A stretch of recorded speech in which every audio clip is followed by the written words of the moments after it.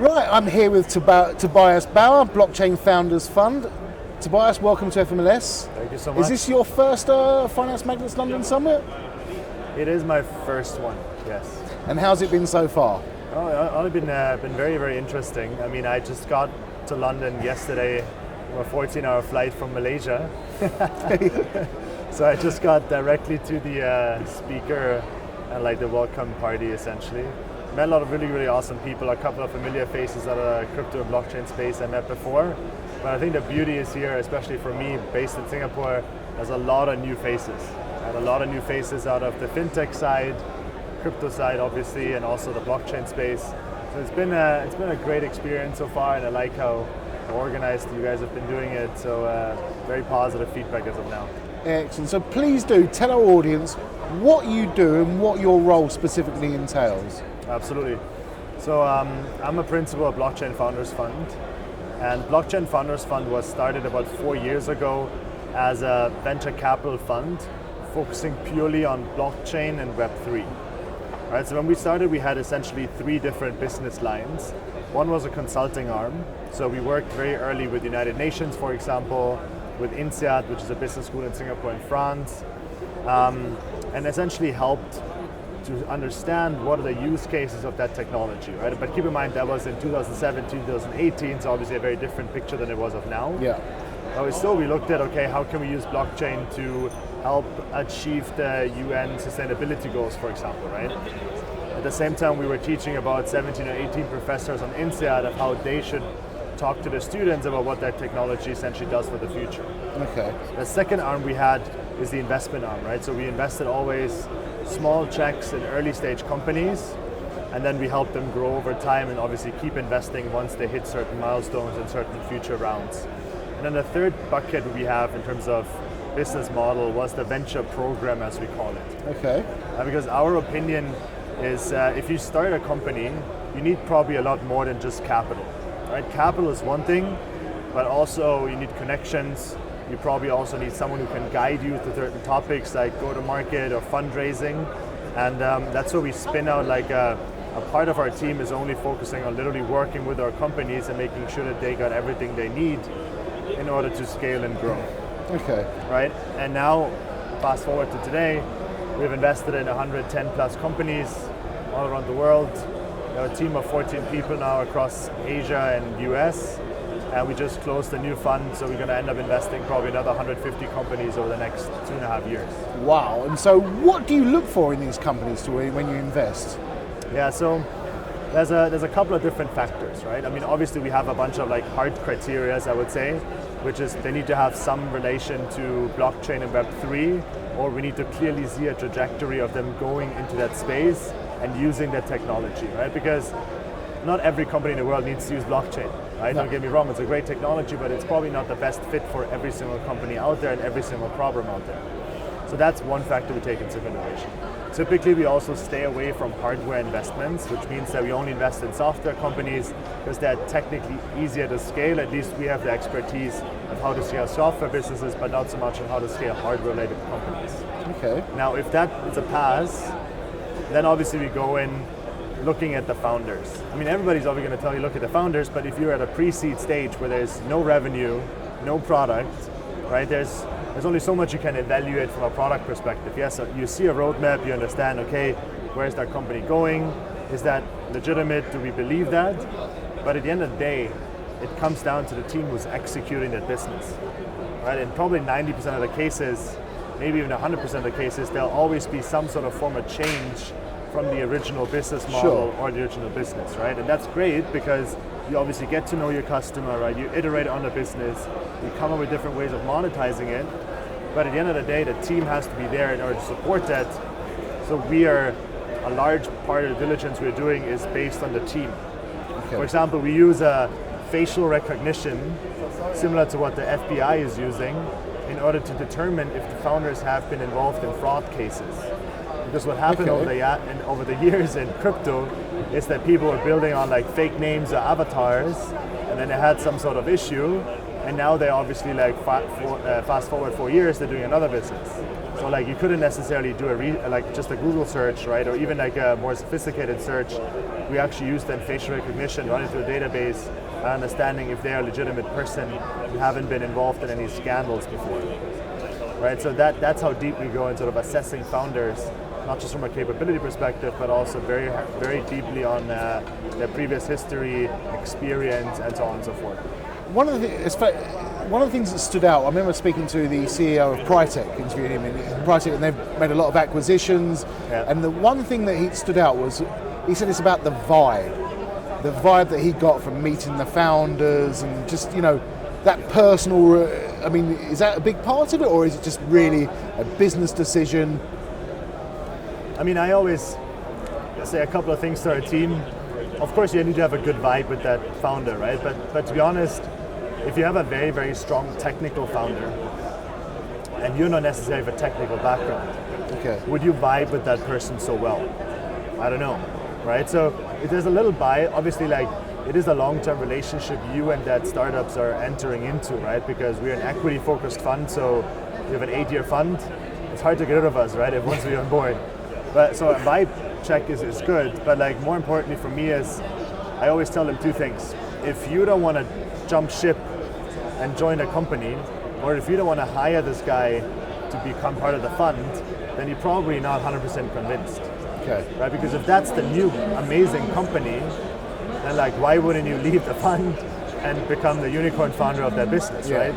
So like if you don't have that feeling of like, wow, this is really amazing, what they're doing is great, they know how to articulate themselves, they have a very strong idea from the vision perspective, right? They know their tech, they understand what they're doing, they have the people skills to an extent, then that's probably already a very, very good indicator. And sort of it's an extension to the vibe check in a sense. Okay, excellent. And so you're here today at FMLS, the largest B2B event for the trading industry.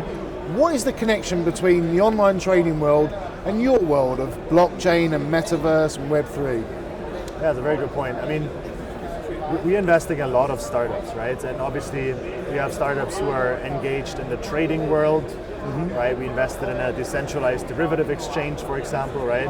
We're very strong on like DeFi and Fintech in terms of blockchain and crypto, but also we have looked and going to be working and looking at the metaverse in itself. Okay. That's obviously where a lot of traditional companies, but also startups can have different use cases of engaging customers way more closely and way more innovative, right? Rather than just having a pure online trading app or a banking app, you now can give them an immersive world where they're essentially, going to be feeling way more welcome, way more excited about engaging in different services, and obviously it's easier for the bank to build a stronger relationship to their customers. We're not fully there yet, but like that's essentially the goal of venture capital, right? We are looking to what's going to be exciting in the tomorrow, next year, in 2 years, 10 years from now, and then we're going to make the relevant bets based on the team and the business model and how we can see that being validated moving forward. Okay, and so the metaverse, say, is still very much an unknown quantity. What can be done to bring on that, to educate people and give people the confidence for that mass adoption and to enter the metaverse? Yeah, I think there's a couple of different pieces to this question, right? Because in my opinion, innovation is always sort of driven by different stakeholders, right? I mean, one of them is of course the public, right? Yeah. It's the retailers, it's the youngsters who are getting involved in the technology side, and they're obviously more demanding, right? They want to have things easier, more immersive, more exciting. But like this cannot sustain if there's no one building relevant tools for it, right? That brings me to the second piece, which is the startup space. Yeah. Here we see a big problem right now is in terms of risk and controls, right? A lot of also the recent incidents with FTX and all these other massive companies were around the fact that no one actually knew what they're doing and do a lot of stuff they shouldn't have done with customer funds. But there's no one checking, and also there's no need right now for companies to oblige to those rules, obviously, as we can see, because no one is enforcing it, right? So that's obviously the second piece of like, how can we invest in ethical, in founders who think this is really, really important, because if you jeopardize that second piece, the first category is not going to be very happy if you lose all the funds, right? Then you're going to be pushed back.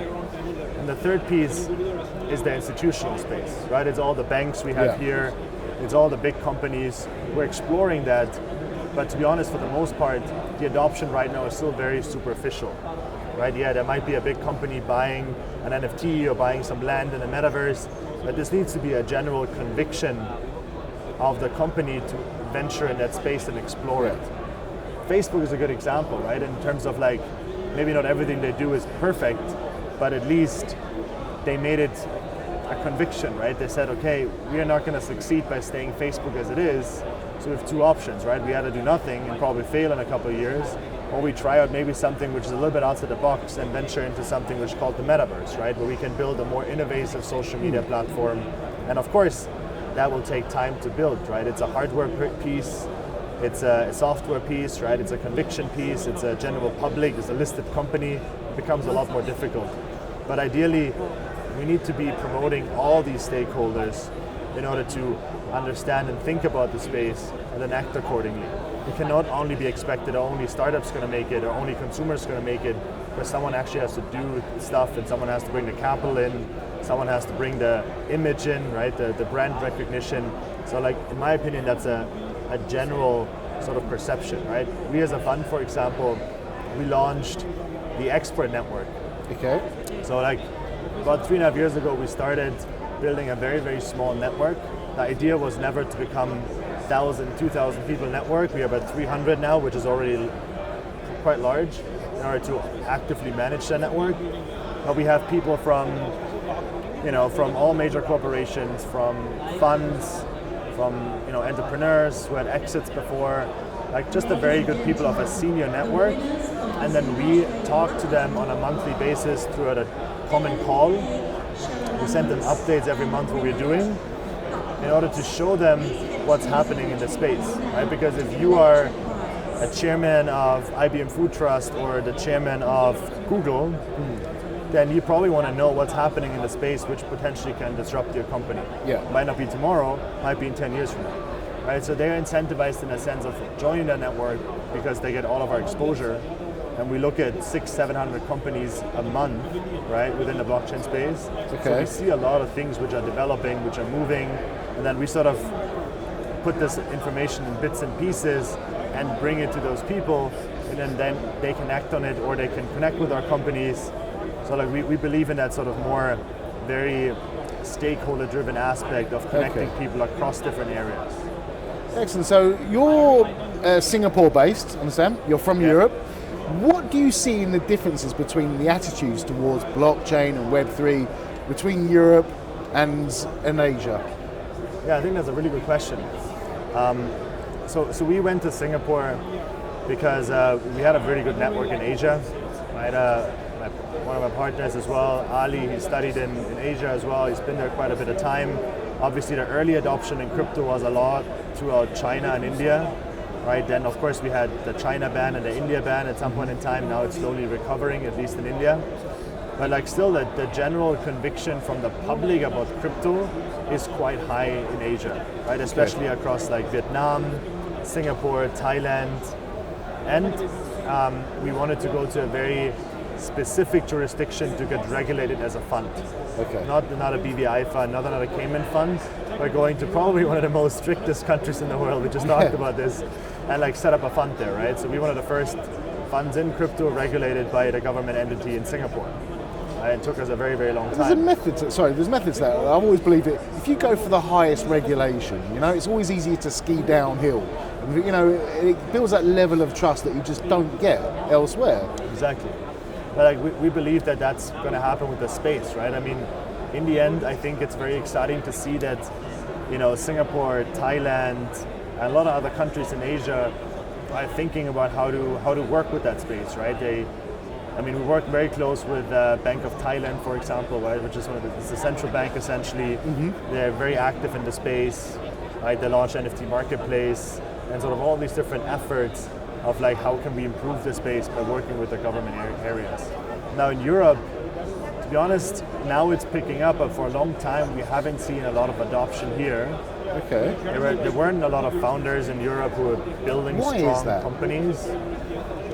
I personally don't have the perfect answer, but I believe that like it's not taken seriously enough as an industry. Maybe now it's getting there, but before if you would leave your banking job, you wouldn't necessarily go and start a crypto company, right? You might go and start a fintech company because it has a better general perception, it's better funded, there are more startups in the space and venture capital funds in the space who would fund things like this. Yeah. Because the majority of funds right now are based in the US or Asia. I mean, some are now coming up in the Middle East, but like the majority is still US and Asia, right? There's not many funds in Europe which are purely on the blockchain space and actually have large capital to allocate. Okay. Right, so I think that's kind of like from a perception and like funding dynamic where not necessarily so much is happening in Europe right now. Do you think education plays a part in it? Absolutely, right? I mean, I think we need to go away from the perception of crypto being, you know, you're gonna be a millionaire overnight. It's all scam, right? I mean, we need to see what are the use cases, right? Like, to be honest, very few people are doing this, right? You're not buying Bitcoin for the sake of buying Bitcoin because you're going to be double the value overnight. I think the idea is more like, what can you do with it, right? Why is it better than traditional banking systems? Why is it relevant to reduce the middleman, right? Why is it so complicated sending money across countries, right? Why is blockchain-based international remittance so much faster and stronger, right? What is the benefit of having NFT? It's not because you buy a Bored Ape and it's going to get more valuable, but it's because you now are able to track digital ownership in the virtual world, right? I would say probably any one of you guys, you wouldn't transact in the normal world if there would be no ownership. You wouldn't buy a house if you wouldn't be able to prove in a court that it's yours. Yes. Right?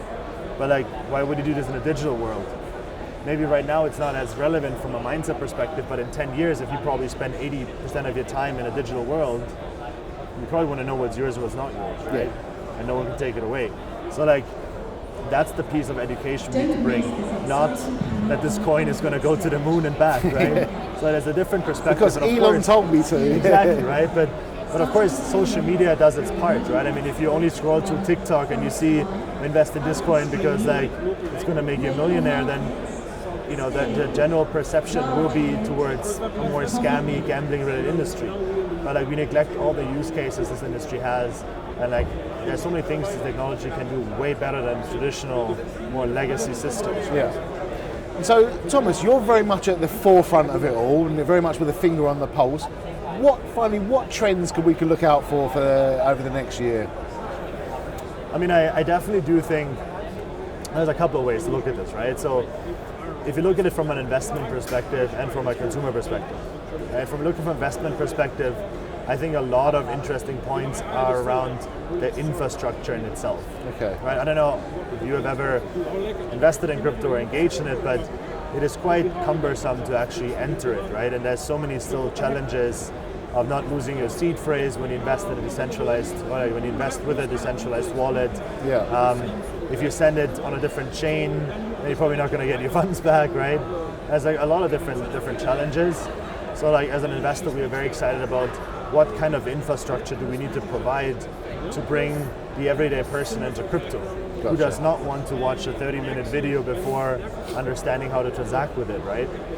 At the same time, I think, I was just on a panel on metaverses where we think as soon as the technology picks up, right, and like we have more scalable hardware devices, more fashionable hardware devices, right, where you can walk around with a neat sort of eyewear and you're going to be fully immersed in the world, and that's going to be massive, right? You're going to be able to be so much more included and like be all over the place by just using that technology, right? That's very exciting from an investment perspective, but then brings me to my second point, which is the consumer side. Yeah. Right, the consumer side is becoming way more demanding, right? People don't want to pay for transactional services anymore. The Robin Hood generation of traders. Exactly, right? People want to get access. It's all app-based, right? It's phone-based. It needs to be easy. It needs to be quick.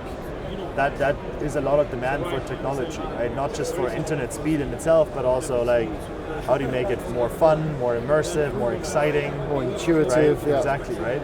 So like I think that's where like the blockchain can really help, because metaverse, for example, is always used as a general term, but like if you're able to provide a way more immersive tool for people to, engage in certain investment areas or talk to their friends or have digital ownership within games or get actually rewarded for being a creator. Right now everybody wants to be an Instagram influencer, but it's very difficult, right? I mean, there's only I think 9,000 people in the world who have more than 1 million followers on Instagram. Okay. Right? And like, you're not getting rewarded for any content you're doing. No one is able to reward you basically except donations within game streaming. Right? So these are all different ways we can think about of how can we make this virtual world a lot more exciting, a lot more interesting for people to be in, spend time in, and like, you know, sort of get value out of that whole system, and not just the value going back to one single entity, which then essentially selling all your data for a very, very high price, but you don't even know about it. I always say, if you're not paying for a product, you are the product. Absolutely, right? absolutely. And that's, I think, what this Web3 world potentially can shift a little bit of, like, you're still going to be in charge of what you do, and then it's up to you how you transact and monetize it. Excellent. Tobias, thank you so much. Fascinating insights from you, and I hope you enjoy the rest of the conference. Thank you so much. Pleasure. Thanks for having me. Have a good day.